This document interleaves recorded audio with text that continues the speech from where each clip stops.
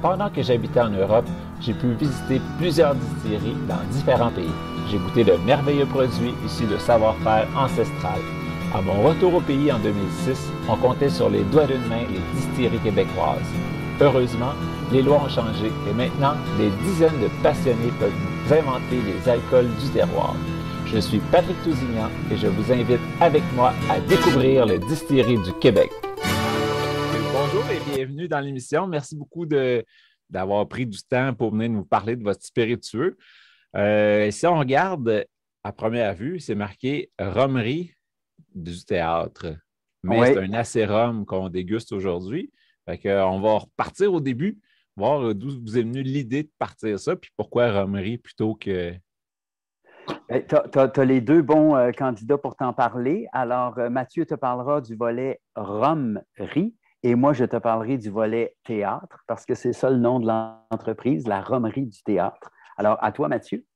Écoute, c'est vraiment simple. Là. C'est que environ vers 2016, quand j'étais sur une plage de Cuba, avec 2-3 mojitos dans le corps, je me suis dit, on est capable d'en faire, nous autres aussi, de l'alcool à base de notre sucre, qui était le sirop d'érable. Puis, bien innocemment, moi, je pensais qu'on aurait pu appeler ça du rhum, mais ça ne marchait pas vraiment.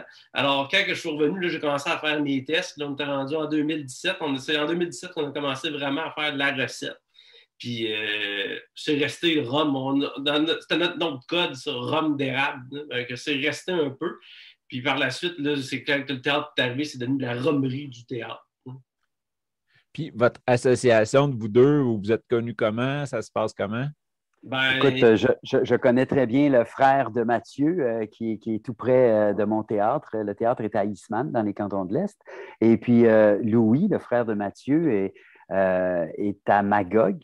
Alors, j'ai dans différentes occasions, surtout des soirées caritatives où j'étais animateur pour une fondation ou pour la chambre de commerce ou des choses comme ça, je croisais également Mathieu et les deux me parlaient de ce rêve de faire de l'acérum et me disant, on en a même un échantillon si tu veux goûter. Alors, parce qu'effectivement, comme l'a dit Mathieu, il avait commencé, il avait fait des tests, essais-erreurs.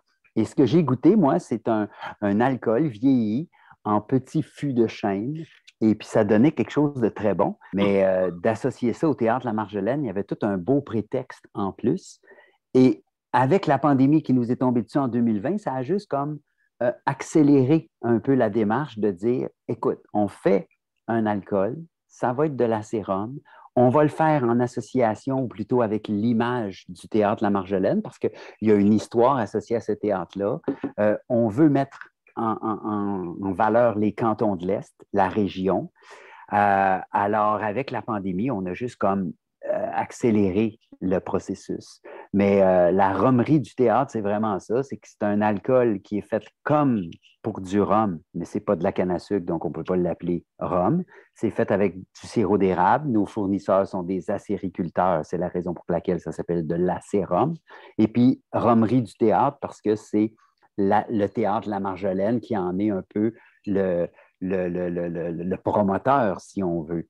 Les gens viennent au théâtre. Il y a 10 000 personnes qui passent au théâtre La Marjolaine durant l'été. On leur fait goûter à l'alcool, puis on leur dit, vous pouvez aller à SAQ en acheter. Et puis, on a fait de notre première bouteille, parce que ça, c'est Sève Acte 1.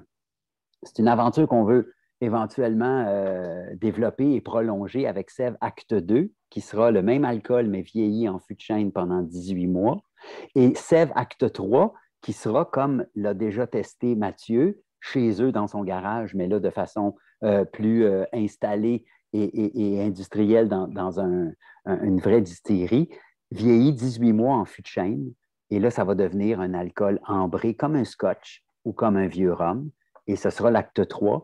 Donc, c'est le théâtre La Marjolaine. Cette bouteille-là de l'acte 1 se veut la bouteille anniversaire des 60 ans de La Marjolaine. C'est un théâtre qui a vu le jour en 1960 dans une grange centenaire, une grange de 1889 qui a été transformée en théâtre en 1960. Ça, c'est l'histoire de La Marjolaine. Alors, pour fêter ses 60 ans, on a reproduit sur le goulot le premier billet de 1960. Alors, la pièce Weekend, on voit le billet ici, ça coûtait 3,50 aller au théâtre dans ce temps-là. C'est un clin d'œil au théâtre. On voit également la photo du théâtre dans la bouteille. Hein. C'est le théâtre La Marjolaine, la grange transformée en théâtre, avec le silo qui s'est ajouté dans les années 80 pour faire la billetterie. C'est notre étiquette, la fleur, qui a été dessinée par le caricaturiste et le peintre québécois Normand Hudon en 1960 pour inaugurer le théâtre La Marjolaine. Mais nous, on a cet emblème-là, alors on l'utilise pour notre alcool. Fait que toute l'histoire, mais c'est arrivé comme ça, hein, c'est des chums qui ont dit pourquoi on ne le ferait pas. Puis la pandémie a fait en sorte qu'on s'est tous retrouvés à se retourner les pouces puis à se dire, ben d'habitude, moi, je produis des pièces de théâtre, puis le théâtre, c'est la vie. Mais là, je ne peux pas produire de théâtre. Le gouvernement ne veut pas que je remplisse mon théâtre. Fait que qu'est-ce qu'on fait? On va continuer à produire de la vie, mais on va produire de l'eau de vie. Puis c'est la recette de Mathieu, c'est le succès du théâtre, puis ça a donné ça. Donc, on est très contents. Yes. Puis, ben, c'est ça. Sur ta bouteille, il ne l'a pas. En tout cas, je n'ai pas remarqué. Sur la mienne, c'est Origine Québec parce que effectivement, c'est 100% québécois. Là. C'est du sirop d'érable d'ici, c'est travaillé ici, c'est tout d'ici. Le concept est d'ici. Hein? Mathieu habite même Québec. Fait que c'est québécois de Québec en plus. Oui, qu'est-ce que tu veux? Il fallait qu'on voulait créer une espèce d'alcool signature, un peu comme les Écossais ont le scotch, mais nous, on a l'acérum maintenant. Sauf que ce n'est pas connu. Alors, notre devoir, notre mission, elle est double. Elle est de faire un produit. Toi, tu as le logo produit du Québec, Origine Québec. Mais on va d'ailleurs ajouter bientôt un autre petit logo qui est une médaille d'argent qu'on a gagnée à la dernière Coupe des Nations à Québec. Alors, ça va s'ajouter sur la bouteille. Mais je disais, notre devoir est double. Faire connaître l'acérum, c'est quoi ce produit-là? Parce que les Québécois ne connaissent pas ça. Les gens disent, ah, il est bon ton gin, Marc-André. Non, ce n'est pas un gin. Ah oui, c'est vrai, tu fais du rhum. C'est comme du rhum, mais ce n'est pas du rhum. C'est une eau de vie. C'est quoi ça? Bien, c'est comme une vodka, mais ça goûte plus. C'est plus comme une grappa. C'est plus comme une eau de vie, là, une poire William. Ah oui, OK. Puis faire connaître notre nom. C'est Sève Acta 1. Mais l'acérum, c'est ça, c'est encore méconnu. Mais je pense qu'il faut que les gens goûtent. Mais en même temps, c'est pas donné hein, comme produit. Là. Nous, on fait affaire avec Mathieu peut en parler, mais c'est le sucre le plus dispendieux. Ça prend du sucre pour faire de l'alcool. La canne à sucre, ça ne coûte pas grand-chose. Tu peux même partir de cassonade, de mélasse. Mais nous, on part du sirop d'érable. Ceux qui travaillent le miel peuvent le dire. Hein, ils font toujours des petites bouteilles de comment ça s'appelle le miel? C'est des... comment tu dis ça? L'hydromel. Oui, de l'hydromel. Mais le sirop d'érable, c'est encore plus cher. Fait que c'est pour ça que c'est quelque chose qui est un produit quand même haut de gamme. Qui pourrait aussi aller pour l'importation, mais nous, on veut le faire connaître ici, au Québec. Et c'est un beau produit. Mais c'est sûr que c'est dispendieux si tu veux faire un rum and coke avec. Tu as le droit, là. Mais moi, je l'aime dans des cocktails que fait Mathieu ou tel quel sur glace, là, c'est délicieux. Juste pour comparaison, la semaine passée, je suis allé où vous le produisez et puis le maître distillateur, il me disait que pour faire une batch normalement de whisky ou d'alcool à base de grains, remplir sa grosse cuve de jus fermenté là, pour produire, c'est à peu près 2000 $. Puis vous, ça coûtait au-dessus de 6000 $ pour remplir la même cuve. Fait que c'est 3 fois plus cher de produire. Puis après ça, ben oui, il faut réussir à le vendre. Fait que s'il n'y a pas un gros roulement parce qu'il n'y a pas encore une grosse production, mais les coûts sont plus élevés par bouteille. Là. C'est ça, tout à fait. Tout à fait. On a voulu aussi aller avec des produits qui sont quand même de base assez haut de gamme, dans le sens que on n'est pas allé avec un sirop de bourgeon. Parce qu'on voulait vraiment aller chercher la texture du sirop d'érable puis le goût qui est unique. Fait que, on s'est pas aidé. Là. On prend du grab A. Fait que là, on retrouve aussi dans le goût. Il y a une bonne différence entre tous les acérums qu'il y a déjà sur le marché puis le nôtre. Ça se voit tout de suite que c'est pas du sirop de bourgeon. Ouais, on va goûter, justement. Santé, Patrick. C'est ça. Santé, les boys. Merci beaucoup encore une fois de vous prêter au jeu, de mener dans le podcast, l'émission 84. Déjà au nez, hein, on voit que c'est l'érable, hein, c'est la bûche d'érable, c'est le bois. Mais c'est pas quand les gens disent une boisson à l'érable, ça va être sucré. Pas du tout. Là. On parle d'une eau de vie faite d'érable. Alors, c'est comme n'importe quel alcool, comme n'importe quelle eau de vie. À la base, c'est pas sucré, là. Oui, puis c'est ça, au nez, c'est sûr que l'alcool est présent quand même parce que c'est une eau de vie. Fait qu'on ne s'attend pas à avoir mille. C'est pas intense le côté érable, c'est subtil, mais en Oui, belle oui. délicatesse. Là. Et puis là, ben, c'est sûr que tu le prends chambré, toi, là, il est pas. Moi, je le laisse au congélateur. Hein. Ma bouteille est au congélateur, puis sur glace. Alors, tu vois déjà, tu sais, c'est quand même. Waouh, c'est un alcool fort. Tu sais, il est à 40 d'alcool. Mais quand il sort de l'alambic, Mathieu peut en parler, mais c'est à 80 que ça sort de l'alambic. Puis on le ramène doucement à 40 sur 5 semaines, où on en fait vieillir déjà. Tu sais. Donne-nous tes impressions. Et ça, en Patrick. bouche, là, il y a une belle rondeur. C'est pas sucré, c'est sûr, mais c'est une impression comme si on était avec un fond, ben, pas de caramel, mais de tir d'érable, quelque chose comme ça, avec en rondeur. Puis c'est subtil, comme je disais, le côté érable, mais c'est très agréable. Là. Moi, je le bois en tiponge des fois. Ça veut dire qu'au lieu de mettre du sirop de canne à sucre, puis du rhum, puis de la limette, je mets une petite cuillerée de sirop d'érable, mon acérum, et puis là, je peux ajouter soit un petit peu de rhubarbe pressé, là, parce que la rhubarbe, on en a au Québec l'été, ou un citron. Et puis tout ça fait un tiponge québécois, mais le sirop d'érable, là, vient l'adoucir, mon alcool, comme quand on fait un tiponge. Oui, ça doit être très, très bon aussi. C'est parce que, oui, les eaux de vie, tu le disais, c'est pas connu au Québec. Même si on parle de grappa, même si on parle de n'importe quoi d'autre, c'est pas un produit que tout le monde a dans son bar, puis ils sont habitués de se servir comme un trou normand, quelque chose comme ça à la fin du repas. Fait qu'il y a une éducation à faire de ce côté-là. Là. Oui, oui, oui. Ou c'est des eaux de vie, des alcools vieillis. Un cognac, hein, un armagnac. On connaît le calvados. Tu sais, le calvados, bon, les amateurs de cidre vont dire non, moi, la pomme, c'est le cidre. Oui, mais hey, un bon calvados, là, c'est du jus de pomme transformé. Hein, ça devient comme moi. Mon jus de sirop d'érable devient une eau de vie, devient un acérum. Bien, le jus de pomme fermenté, alambic, tout ça devient ton calvados. Tu sais. Oui, puis là, c'est ça. À date, vous avez, je pense, 2 barils en vieillissement pour votre acte 3. Wow. Dans le fond, on fait un assemblage. On a 2 fûts de bourbon qu'on va assembler avec un fût de bourbon qui a eu de l'érable dedans pendant 1 an. Fait que, on fait l'assemblage des 3. Fait que ça va donner quelque chose de vraiment subtil encore. Parce que nous dire, je ne sais pas si tu as déjà vu, mais nous, on a un cahier de charge là, pour la sérum. On peut avoir un sucre résiduel, mais moi, je n'aime pas ça personnellement. Tu sais, je suis un peu une espèce de puritain qui essaie d'éliminer le sucre et le caramel. C'est pour ça que, tu sais, on a juste, en subtilité, juste à aller chercher un petit tort parce qu'on est vraiment plus sur le côté boisé quand on vieillit. Oui, c'est ça. Vu qu'il y a eu du sirop d'érable dans votre 3e fût, on a une mini sucrosité. Mais comme tu l'as dit dans le cahier de charge, je ne peux pas rajouter du sirop d'érable dans la sérum. C'est vraiment juste pour dire qu'il y a un petit résiduel. Exact. Wow! Ben, j'ai hâte de voir l'évolution acte 2, acte 3. Puis, ben, Marc-André, c'est un peu aussi comme une pièce de théâtre quand tu vois la 2e année avec la même gang qui a produit. C'est un step au-dessus. C'est tout le temps quelque chose de plus.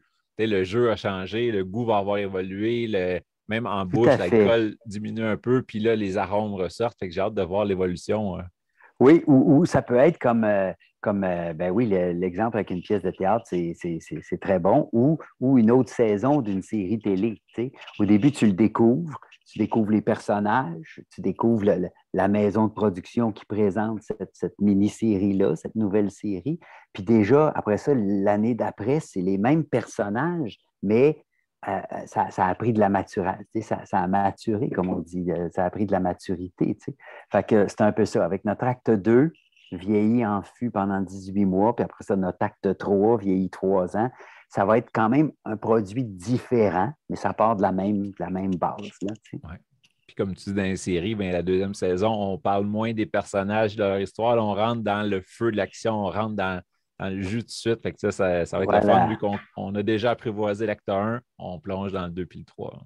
Exact, tout à fait. Et puis, tu sais, dans le fond, l'idée de présenter le théâtre La Marjolaine à travers ça, c'est vraiment juste pour nous aider à être propulsés. Tu sais, c'est comme, j'en reviens avec l'exemple magnifique que tu as donné, la mini-série, elle est-tu à Radio-Canada, à TVA ou est sur YouTube? Tu comprends-tu? Alors là, nous, on a la chance d'être dans un théâtre reconnu. Fait que c'est parfait, là, on le fait découvrir. On peut malheureusement pas, avec les lois actuelles au Québec, vendre notre bouteille au Théâtre La Marjolaine. Il faut que ça passe par la SAQ.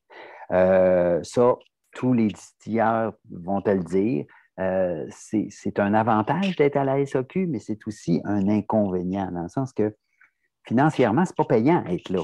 T'sais, nous, on leur vend notre produit à un montant, puis eux, ben, qu'est-ce que tu veux, ils vendent sa tablette, la bouteille, 3 fois le prix qu'on leur vend, puis ils ont plein de dépenses, plein de charges. Mais pour nous, c'est difficile d'arriver dans des conditions comme ça. Si je pouvais vendre la bouteille au théâtre ou ailleurs et garder les profits, je pourrais réinvestir puis en faire plus ou m'acheter mon propre alambic. Là, on a une entente avec la chaufferie de Grimby.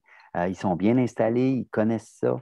Vincent, là-bas, qui est le maître distilleur, est plein de bonnes connaissances. Fait qu'avec Mathieu, ça va bien. Là. Mathieu lance ses idées, puis l'autre, il dit oui, on peut, mais on va faire ça comme ça. Ah oui, parfait.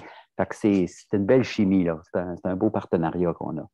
Oui, puis là, Romery du théâtre, puis Vincent, il a fait ses classes justement dans le sud à faire du rhum. Fait que là, tout se suit. Tout à fait, tout à fait. C'est ça qu'on cherchait aussi dans le partenariat. Puis c'est quand on est tombé sur la chaufferie, c'est là que ça a cliqué juste parce qu'il y avait du rhum. Parce qu'à la base, là, moi, ce que j'ai fait, j'ai pas réinventé à roue. J'ai pris le cahier de charge des rhums de la Martinique, puis j'ai barré sucre de canne. Là. C'est la seule chose que j'ai faite. Je suis pas un génie, mais presque. Mais... Puis avec le sirop d'érable, donc c'est ça. C'est d'où notre produit. Mais, tu sais, on fait partie maintenant de l'association là, des acériculteurs. On est 8-9 là, à avoir un permis pour en faire, mais il n'y en a que 4-5 qui le commercialisent. Ça veut dire que les autres se préparent là, à développer ce produit-là, mais il y en a beaucoup qui se disent que ça ne vaut pas la peine. Ça ne rapporte pas assez. Tu sais, c'est trop cher à faire pour ce que ça rapporte. Fait qu'il y en a qui vont prendre leur mal en patience encore. Nous autres, on a décidé de se lancer parce que, bon, ben, on est comme ça, là. Moi, je ne suis pas facile à retenir, puis Mathieu non plus. Fait que nos 2 autres partenaires qui sont plus les comptables font « Attendez, on va finir de calculer. Trop tard. On est en représentation, on part, nous autres. » Fait que nous autres, on est peut-être les 2 artistes du groupe, et puis les 2 autres, Alex et Louis, sont peut-être plus les producteurs qui calculent. Mais tout ça fait en sorte que le résultat est le fun. L'équipe est bonne. Alors, on peut vous réserver d'autres surprises prochainement. C'est là que je m'en allais. Mettons que tu te projettes dans 5-10 ans, là, comment tu vois la compagnie, l'entreprise? Moi, ce que j'aurais aimé, c'est qu'elle se développe adjacente au théâtre. Autrement dit, à Eastman, tu montes la côte, tu as le théâtre La Marjolaine, tu as la distillerie à côté, puis on peut tout faire à la même place. Ça ne pourra malheureusement pas être ça à cause des lois et tout ça, là, autant municipal que provincial. Mais on veut continuer à développer ça. Mais le rêve de Mathieu, il pourra vous en parler, c'est qu'il aimerait ça être dans sa propre distillerie pour élaborer ses affaires. Vas-y donc, mon beau Mathieu. Le but, éventuellement, c'est qu'on fasse qu'on soit maître chez nous. C'est bien le fun. Le partenariat avec Vincent à la chaufferie, ça nous a propulsé à une place où on ne pensait pas aller, mais sauf que c'est le fun aussi mettre sa propre sauce à spaghetti sur le four. Moi, je pense qu'éventuellement, on va avoir nos installations. J'ai aussi, on peut faire d'autres affaires. Là. On ne restera pas nécessairement à la sérum, on va peut-être aller aussi vers du rhum, mais vraiment 100% québécois, là, avec une variété de canne à sucre qui pourrait peut-être pousser au Québec. Il y a comme plein d'affaires qu'on est en train de développer de mon côté. Puis après ça, quand les tests sont concluants, moi, j'arrive, je cogne à la porte à Marc-André. Puis lui, après ça, lui va convaincre le comptable, justement. Faut que ça se fasse. Mais tu sais, Patrick, tu as tout compris. Tu sais, c'est l'allégorie avec le théâtre et la télévision, c'est ça. Moi, je suis habitué de... Je veux faire des spectacles. Je veux produire. Fait que je le fais. Mais produire dans mon théâtre, c'est encore plus le fun. Fait que Mathieu, c'est ce qu'il veut. Il veut qu'on continue à produire, mais dans notre théâtre. Fait que si éventuellement ça va bien, on pense même à l'exportation parce que on va vers l'Asie. Ils sont friands de ce genre de produit-là. Ils ont l'argent pour ce genre de produit-là. Fait que peut-être qu'un produit comme ça va trouver peut-être plus d'écoute du côté de l'Asie. Par contre, on va continuer à développer des affaires ici pour les gens qui sont friands de ça ici. Peut-être qu'on va vendre plus d'acte 3 au Québec, Puis de l'acte 1 en eau de vie, on va vendre ça plus en Europe, en Asie, je ne sais pas. Mais pour l'instant, le produit, c'est ça. Le show est bon, comme on dit, fait qu'on le présente.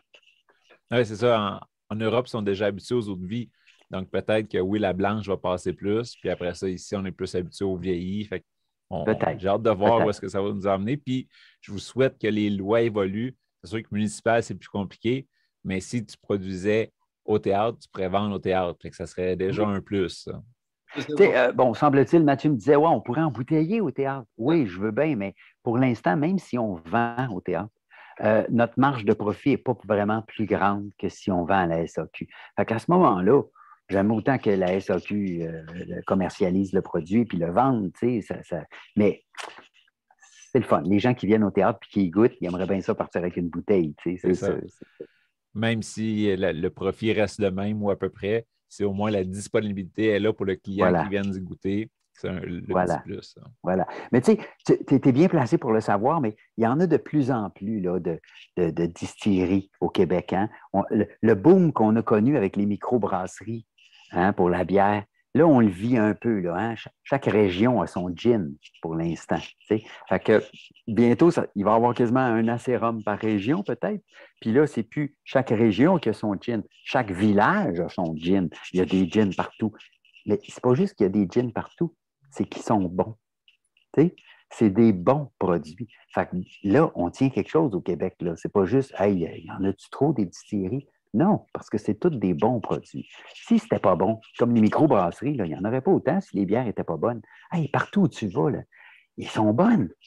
Ils sont toutes différentes un peu. C'est ça qui est le fun. Fait que, on s'en va vers là. On est rendu là. Il faut juste que le public là, nous suive puis apprenne à découvrir c'est quoi l'acérum. Ben, on va continuer à travailler fort là-dessus pour rendre ça au plus large public possible puis démystifier un peu ça. Merci à toi, puis merci au public qui nous écoute. Et si jamais vous passez au Théâtre La Marjolaine à l'été 2023, vous direz bonjour à Mathieu qui vous servira un beau petit verre de Sèvres acte 1 et peut-être de l'acte 2, peut-être. En 2023, on va-tu l'avoir? Il va être prêt en mai. Ah, OK. Peut-être. Peut-être. Un gros merci. Puis ceux qui ne suivent pas déjà la page du théâtre, la page de la Romerie du théâtre, allez vous abonner. Ceux qui ne sont pas déjà abonnés au podcast, abonnez-vous aussi pour être au courant des prochaines qui s'en viennent. Est-ce que tu sais déjà c'est quoi les pièces de théâtre l'année prochaine ou la pièce de théâtre? Oui, la Marjolaine a fêté ses 60 ans. On avait la comédie de Mario-Jean Kilimanjaro qu'on a montée en 2022. Là, je vais peut-être emmener cette pièce-là ailleurs au Québec, mais chez nous, à Eastman, à la Marjolaine, c'est le retour du théâtre musical avec une comédie musicale qui s'appelle Newton. Newton et les corps célestes. C'est la fameuse théorie de Newton que les planètes tournent autour du Soleil et s'attirent. Alors, c'est une comédie musicale scientifique, mais aussi intrigue amoureuse et escroquerie. Il y a quelqu'un qui vole la théorie de Newton et puis c'est un quiproquo et c'est rocambolesque et ça va être très drôle et c'est à partir de juin 2023. Parfait. Un gros merci, messieurs. C'était fort agréable, une belle rencontre. C'est le fun de voir des passionnés comme ça, puis de pouvoir joindre deux passions ensemble, c'est encore plus le fun. Tout à fait. Merci beaucoup. Ça a été de trop courte durée. On reprend ça, je crois, avec Acte 2. Oui, quand vous serez prêts, il n'y a pas de problème. Moi, je suis tout à partant pour déguster, partager, faire connaître. Fait que, oui, mais quand deux sortes, au pire, ça sera peut-être rendu à Eastman que j'irai vous voir, puis on fera quelque chose. On va faire de quoi au piano. Oui, on n'est pas fou. Avec plaisir. Hey, cheers.